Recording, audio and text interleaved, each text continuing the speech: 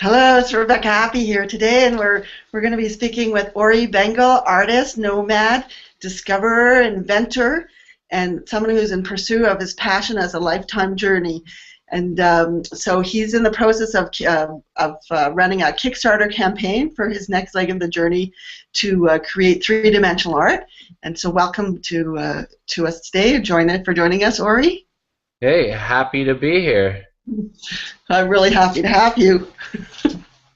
Um, what I want to just to sort of frame a little bit about what it is you're doing and who you are. For most, outside of the internet marketing group, maybe most people have never heard of you, and what's important about what you're doing. So I know you just launched this Kickstarter campaign, and the main focus of it is about the uphill pursuit of passion, because you've been, probably since you left your family's home, in a journey of discovery, and in that you found your life's passion, which is art.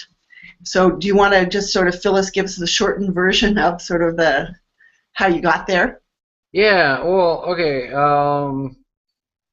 The uphill pursuit of passion, first of all, which is add a .com to that, and you can see it. You can see the art that I'm creating, but also I tell the story in there. I give actually what I call the most important life lessons that I learned while being homeless. So if you haven't heard of me, then hi, nice to meet you. I'm Ori, and I was for a very long time better known as Couch Surfing Ori because I was a lingerie model photographer in Fort Lauderdale, and my lease was about to expire, and I decided, I don't think I feel like renewing here. Like, it's not really doing much for me. And I'm like, do I want to move back to South Beach or, worse, at 29? Do I want to move back in with mom and dad? Not so much. And so I finally decided that instead of renewing at either of those options, I would just go everywhere, and then I can decide where I want to renew my lease. And 6 years later, that ended up being Austin. Although now, in 2 days from now, my lease is up, and I'm getting back on the road. I miss it. It was all this magic happened. But while I was on the road, that's when discovered that art is my passion, and I've been doing it every day since. And it's called the uphill pursuit of passion because when you're doing something worthwhile, or whether it's worthwhile just for you or for the greater world or whatever, you're gonna come up against all sorts of obstacles. When I started, my art kind of sucked. I got all these testimonials. Oh, Ori's this great artist. I've been following his stuff for 2 years, and since he started, and at the start, some of it really sucked, but he's really good now. And yeah, you can't run till you walk, or can't walk till you crawl, that kind of thing. So yeah, you got to figure out technology, you got to figure out technique, you got to figure out funding. I mean, I was doing all this stuff like while I was voluntarily homeless, so I was staying on people's couches, and so it's an uphill pursuit of passion. And if you don't, I think artists attract drama and struggle. Like for singers, it gives them lyrics. For artists, it inspires art. I had some people accuse me of, just getting into relationships so I could have breakups, so I could have inspiration. Uh, but it's an uphill pursuit, but truly rewarding because when you get to the top of the hill, the view is pretty darn neat. So, but like I've been watching you in your sort of online growth as an artist for the past couple of years, and within sort of this internet marketing framework. And it seems to me that you've been sort of relentless in your commitment to creating art every single day, and that you've impacted other people who are also sort of watching through the Facebook profile page. And you've sort of stretched their thinking in a way I don't think would have happened normally when they were just focused on sort of making money fast and the internet marketing lifestyle. So what do you have to say about actually people? Like I see a lot of people following, opting out of following their passion, and then you're shining the light differently for people. And why do you think it's important for people in this day and age who are building a business to maybe do some of what you're doing? I think that, okay, I'll start off by saying that some of what I'm doing doesn't have to include being homeless for 6 years. That's not for everyone. But I will say that everyone absolutely should um, follow their passion. For one thing, when you follow your passion, look, I won't say nobody, but many people know I'm what you'd call ADHD, or like I got something worse than ADHD. I got ADOS. It's attention deficit. Ooh, shiny. And so I'm easily distractible. I am like, oh look, new business, and we always hear about all these marketers, all these entrepreneurs who are not succeeding because before they get to success, they get distracted by, oh look, this guy's doing this and making $10 million in a launch. Let's do that. But before you finish that, someone else is doing it. So there's something you have to focus. But with me being as distractible as I am, people didn't expect me to last this long. And what's gotten me here is willpower. So we were discussing earlier, I'm 37 now. When I was 35, I chose that I would get a six pack for my 36th birthday, like six pack abs. I've never had that before. In fact, I was the short fat kid in like middle school phys ed class that wouldn't.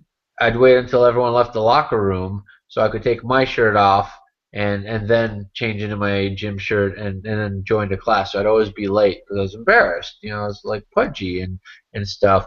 And one thing is that by doing what you're passionate about and doing it enough, after a while you stop kind of caring what other people do or think about it, and you're just doing it anyways because you're doing it for you. But how how great are the businesses that, I mean, that's what Kickstarter is about, right? You find the people that are passionate about what you're doing. People connect with passion. So if you're talking good old fashioned cold call or recruiting or whatnot, it it's passion. Passion is contagious. So when people see what you're doing and how passionate you are about it, they do it. Now, if you're a marketer, if we're using those examples, if you're a marketer and you found a great converting offer and you just start flooding everyone's inboxes with it, that's not passion, that's spam. That's hustle. And I like the word hustle, and that, like this Kickstarter is forcing me to hustle.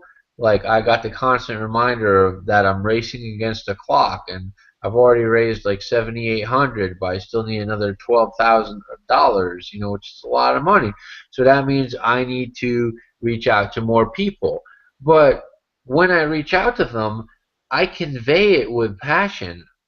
I'm not like, promote my stuff, yo, or whatever the kids are saying these days. I was like, look, I've been doing this every single day for 2 years. I plan on doing this every single day for the rest of my life, and you should promote this because I'm not just making you're helping a dream. I mean, I will be really grateful, and B, you're I'm designing this so that people are going to thank you for sharing it. I'm making it like a TED presentation where I share the most valuable things I learned while being homeless, and it's going to help people before I ever mention even that I'm asking for help. And so just framing it differently, and people can tell that I'm passionate about it. People want to help when you have a dream. You're connecting with um, you're connecting with people's own recollections of either if they've made it, if they've accomplished a dream, then they know what it took. and they know it took other people helping them, so they're happy to help. If they didn't reach their dream, then they're thinking about their regrets and how they wish that someone had helped them, that they wish that they had had the courage to go with their dream, and they'll help you from that front.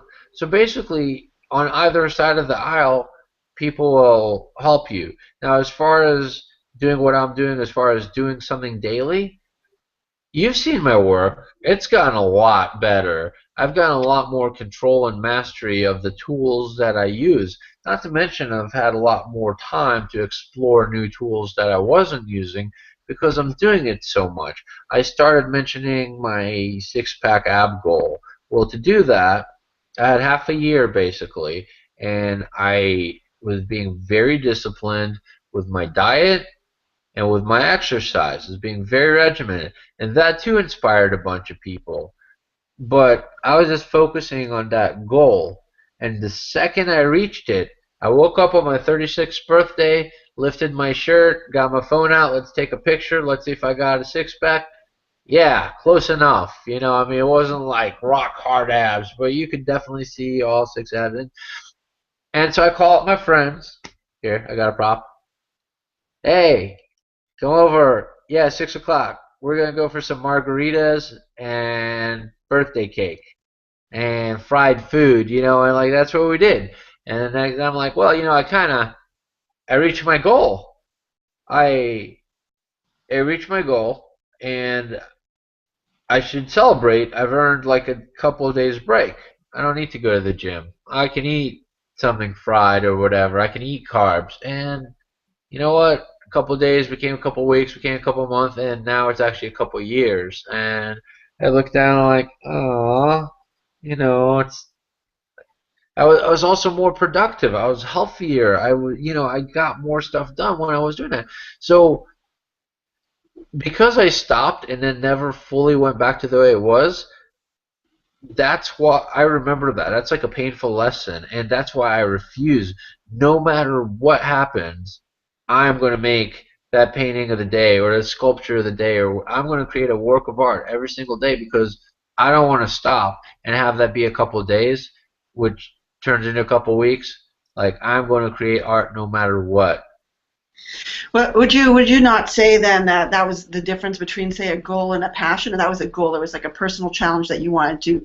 And what I thought I understood was during your 6 years of couch surfing, as you talk about in your Kickstarter video, you went, oh my God, I have to go to this museum, and then something happened, and you realized that it was like your personal life calling were meant to go and be an artist or to Yeah. Well, art. And so that um, that's why it's a passion, and it's not like something, okay, you're going to be arrived, because if you don't do it, essentially your spirit will die. I'm not sure, but that's sort of how I read it. that's kind of how it feels.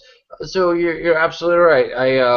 I was couch surfing and I was passionate about couch surfing. That's why I could do it. That's why I could put up with all the car accidents and like uh God, there's a lot of stories. I don't want to scare your audience, but like there's a lot of stuff that came up. I don't even think of the bad stuff. Like I actually learned that bad stuff is good stuff because it makes for great stories. No one cares if everything's going perfectly, and but I really liked couch surfing. I loved meeting new people. I loved seeing new places. I loved new experiences. I collect experiences, not things. And so because I loved it, because of that, I could put up with anything that got in my way.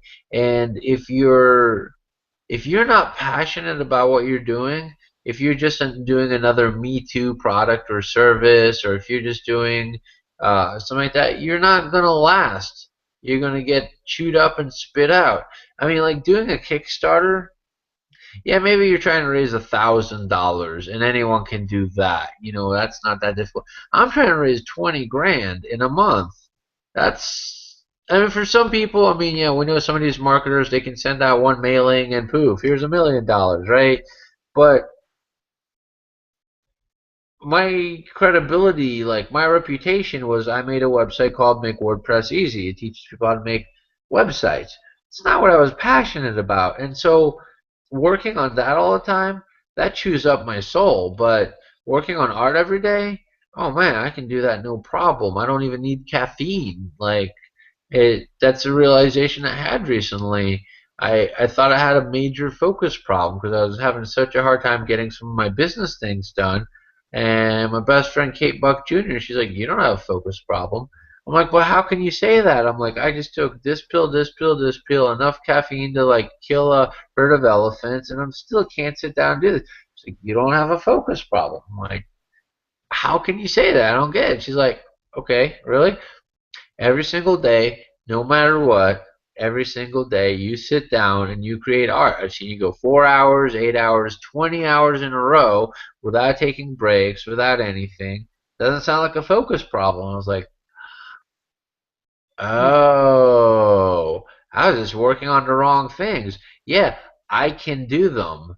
I could be an accountant if I set my mind to it, right? The human machine is an amazing creature. We can learn anything. But that doesn't mean we should. I would probably strangle myself if I had to become an accountant. If there was a cause or something that I believed in that really required it and I was the best person for the job or whatever, then yeah, sure, I would do it, but it would have to be only for a limited time. Whereas art, the what you mentioned, I'll tell your viewers. So I was couch surfing. I went to Maui. My buddy said he'll pay my ticket if I make his girlfriend a website. And I was also signed up for a race, and she runs marathons. So it was basically she was going to train me a little bit, and we had a blast. But when I was going to go, he's like, "Oh man, I can't wait to take you to Lahaina. They got all these galleries. You're going to love it." And I was thinking, calories. Like it just sounded boring and stuffy, and I was expecting people in like top hat and monocles eating caviar and talking about how it's so hard to find good help. And when we finally got there, like this is 2 days. This is the day before I left. Like I didn't say anything the whole time. Craig forgot about it, and then the last minute he remembers, like, "Oh my God, I'm so sorry." He's apologizing to me like that we didn't go. I'm like, "Oh no, no, it's okay. Like, don't worry about it." It's like, "No, no, we'll go tomorrow." I'm like, "Okay." And we walk in. I spent like more than an hour just at the first gallery. And Lahaina is like gallery after gallery after gallery. So by the fourth one, Craig's getting bored waiting on me. I had to look at like every piece. Like, yeah, some things weren't as great as some of the other ones, but there was so much on average, so beautiful. And as marketers, I'm like, holy crap, look how much you're charging for some of this stuff. Like it kind of blows away the whole starving artist concept. Not just because they're charging 100 grand doesn't mean they're getting 100 grand, but it was still good to see. And you know, I always wanted to be. I always enjoyed drawing and stuff when I was a kid. My my mom got the stories like from my teachers, like Ori's a great student. He does really well on the test. He's always taking notes. He's always answering all the questions right. But when we inspected his notebook for the quarterly or whatever, notebook review, it turns out he did not write one word of notes. He's just doodling the entire time I've been talking the whole year, basically. I'm like, yeah, but it's not something that you think like no one told me, "Hey, you like to draw, you can be a great artist and you can make a living at it." You just think like, "Oh, it's a hobby. I just like to draw and I'm not even very good." I didn't have discipline and willpower when I was a kid. So whenever it would get hard, I would just flake out and go do something else. Now, another reason why I suggest for so many people to do the daily thing, I do it daily. Like drawing ahead. It's difficult. Well, I'm going to do another one. And then when I finish that one, I'm going to do another one. And then when I finish that one, I'm going to do another one. And I just keep improving. Yeah, sometimes they suck, but it doesn't matter. It's actually really cool because I can see the evolution, and that feels good. But so when I was a kid, I'd draw here and there, but I wasn't very good. We get to these galleries, by the fourth one, I just had this like feeling of heartache. I was just like, wow, like I don't know how many artists' work I counted, that I'd already seen that day, and the quality of it was just all this beauty. and I wasn't creating any of it, and I knew I could. So I was like, all right, this is my thing. Like there's not many things that I actually like feel pain about, and I felt it. So yeah, it's like you said, I can't imagine my world without creating art now. That was only like 2.5 years ago. I mean, that was August 2012, no, 2011, yeah. And then it was April of 2012 that I started doing the daily art because I tried to start once or twice and then I flaked out. And then in April, I was thinking, like, what's really important in my life? People don't take the time to think about what do I want in my life? What don't I want in my life? People just focus, like, oh crap, the bills are due.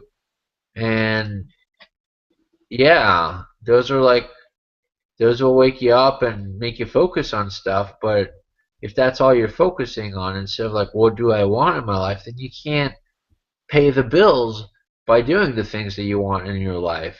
And this is like, I'm a pretty happy person now, Rebecca. Happy. Like it's great. So if you find anything, if there was something that you enjoyed doing at some point and you just dropped because someone said, "Oh, be real," or well, you got to think about the real world, or how are you going to pay your bills with that? What are you going to work for the government or something? My little brother wanted to be a marine biologist, and we were scuba diving one time. It was amazing scuba diving with him because he would go to like marine biology summer camp, and he was in the marine biology club, and he was staying after school and learn. So he would show me all these things that there's no way I would have seen, but I didn't know what I was looking for. A Christmas tree warms, and one time he found a nurse shark hiding between some rocks. And of course, me being a dumbass, I'm like start yanking on its tail because I think it's funny. If they bite you, they don't really let go. So my little brother was like underwater with bubbles and stuff. But we come up from the water one time, and my little brother's talking all about his passion of marine biology. Oh, and my dad says, "Yeah, I was like, what? You gonna be a marine biologist? Like, what are you gonna do for money? What are you gonna work for the government?" He's like, "Oh, well, okay, I guess I'm not gonna be a marine biologist." My older brother and I were like, we punched our dad, and we're like, "The hell are you thinking? Like, you have no right to say that to him. If he wants to be a marine biologist and live in a cardboard box, that's his business. He might make good money at it. What the heck do you even know about marine biology? But the damage had been done. He's a dream killer. Dream killer. And it's so often the people that are closest to us that kill our dreams. My father had we have had some words, we have had some clashes about me doing this art stuff. Now they're happy, they're seeing me pursue something, and I've proven it's not just a phase. And now their friends keep calling them and saying like, "Oh, I see Ori's work on Facebook. It's really great." And so all of a sudden, now they're pitching it to me like, Sherry called us and Leora called us, and she said your art is really good. But like she actually knows because she designs jewelry, or because she was a featured gallery artist and stuff, so she knows. Like forget it, like I already like it's great that now they see the light and stuff, but they had some words, and I stood my ground. Yeah. Like I believe in respecting family. I know my parents have done God, they've put up with, like you said, I've done more in my travels than most people will ever do in their lives and stuff. Well, because of that, my parents have had to deal with more stuff as parents than most parents have to deal with. And I respect them and I love them and I value them and I'm grateful for all they've done. But this is my dream. If they don't, it wasn't my dream, but as soon as I discovered it, this is what I'm doing. And come hell or high water, this is what I'm doing. And if it means, my parents are pissed off, well, so be it. I'm gonna, once you're once you're super successful at something, everyone always says, "Oh, I knew you'd make it" and whatnot.